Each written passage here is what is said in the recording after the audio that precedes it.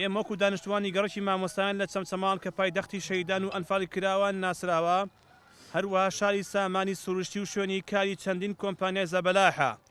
ئەم یادداشتە ئاراستەی بەڕێستان و ڕای گشتی دەکەین و ڕادێگەین کە گەڕەکەکەمان لە ساڵی 2023 فەرمانی قیتاوکردنی هەیە و کاری قیتاوەکە تا ساڵی 2004 بەردەوام بووە. لەو ماوەدا کە لە 142 کارەکانی تەواو بووە و لە 158 کارەکانی ماوە و کارەکە زیاتر لە 6 ساڵە وەستاوە.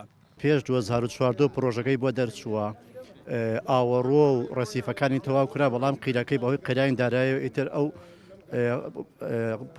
قیرەی ڕاوەستا.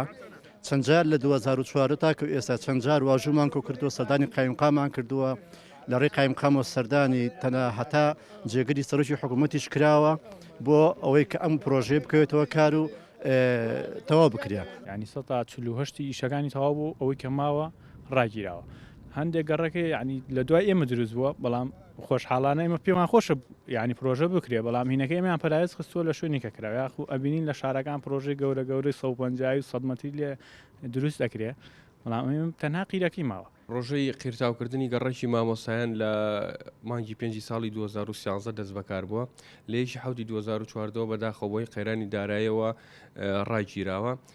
لەو کاتەوە تا گوێسە چەند جارێک داواکاریمان بەرزکرێتەوە بۆ وەزارەتی شارەوانی و سەرۆکایەتی ئەنجومەنی وەزیران بۆەوەی پارە تەرخان بکرێ بۆ تەواوکردنی ئەم پرۆژەیە، چونکە بەڕاستی گیرروگرفتێکی زۆری بۆ هاوڵاتیانی ئەو گەڕەکە دروست کردووە لە هاوین و لە زستانیش. داواکەین لە ڕێی بەڕێستانەوە لە سەرۆکایەتی ئەنجومەنی وەزیران بەدەم داواکاری خەڵکەوە بێن و ئەو پرۆژێ پاری بۆ تەرخان بکرێ بۆی تەواو بکرێت.